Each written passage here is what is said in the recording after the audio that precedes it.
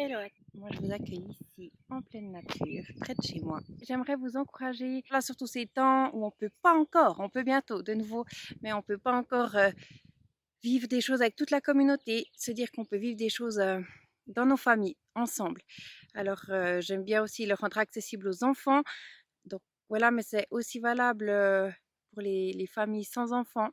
Et pour les personnes seules aussi, n'hésitez pas, si vous avez envie de le vivre avec quelqu'un, à téléphoner à quelqu'un, à le faire avec quelqu'un.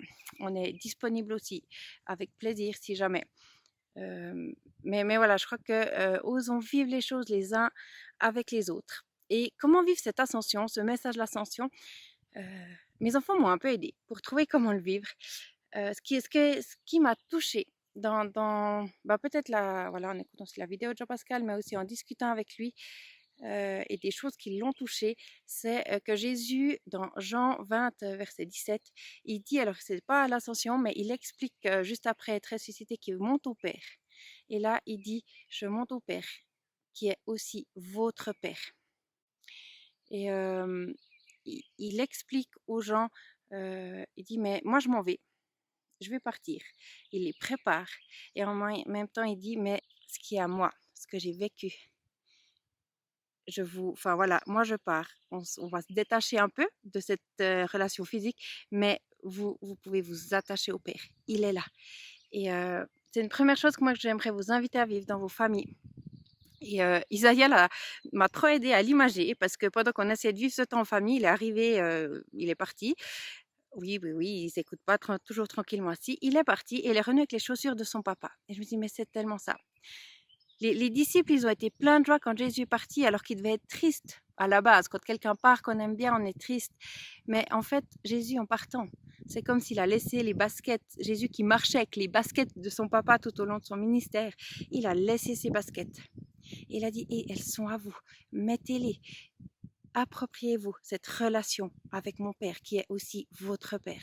Et je vous propose simplement à la maison de prendre des chaussures trop grandes, ou pas, des chaussures. Et en réponse à cette invitation de Dieu, de dire, ben, Seigneur, moi je mets ces chaussures et je veux être ta fille, ton fils, et j'accepte que tu sois mon Père et je veux recevoir directement de toi.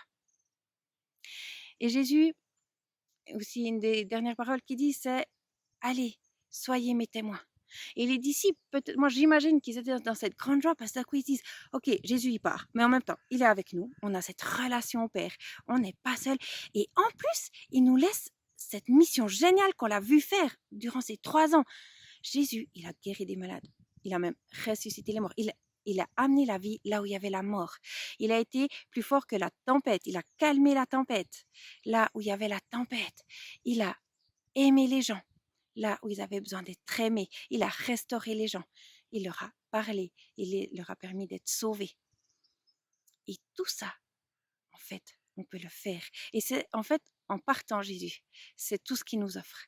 Et à l'ascension, moi, ce que j'ai aussi envie de fêter et de me réjouir, c'est que, waouh, trop bien, Jésus, il nous envoie dans sa mission et il nous permet de vivre cette aventure géniale qui est pour nous.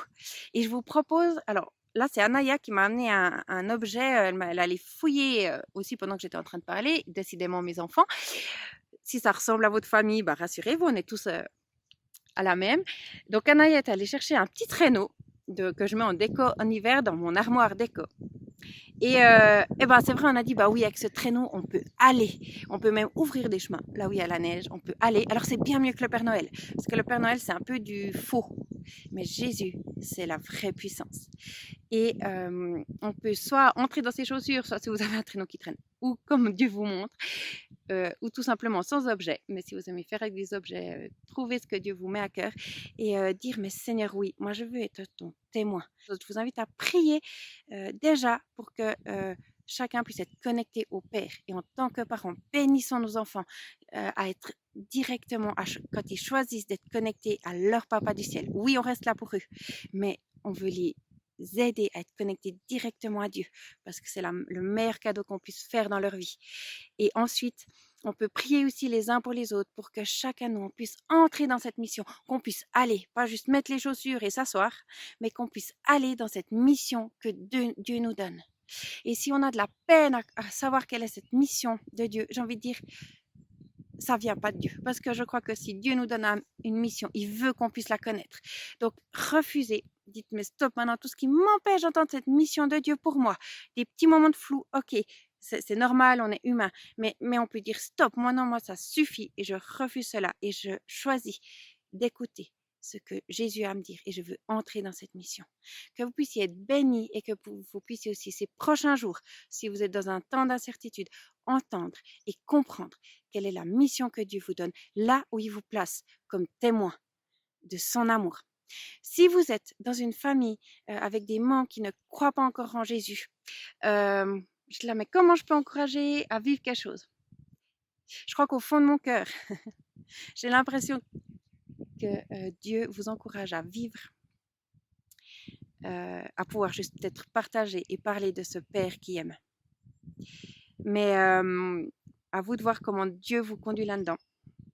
Ce que Dieu il a fait à l'Ascension, ce qu'on peut fêter, c'est qu'il a établi l'identité, notre identité, en disant je suis votre Père. Il nous dit aussi qu'on est fils et filles de ce royaume.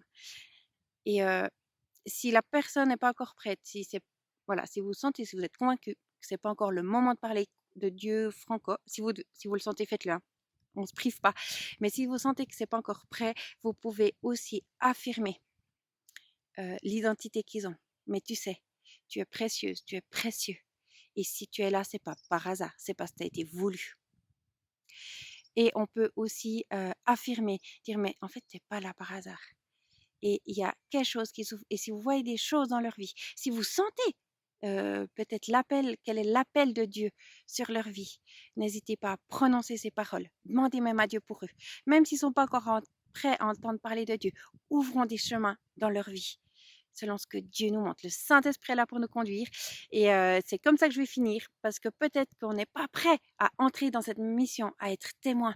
Mais réjouissons-nous, parce que dans la semaine prochaine, on va fêter Pentecôte et on va fêter ce Saint-Esprit qui vient nous équiper. Donc, encore plein de joie et de belles aventures qui nous attendent. Soyez bénis dans ce que vous avez à vivre aussi en vous souvenant de l'ascension, que ce soit encore ce week-end ou même pendant la semaine ou plus tard. Je vous bénis et à tout bientôt.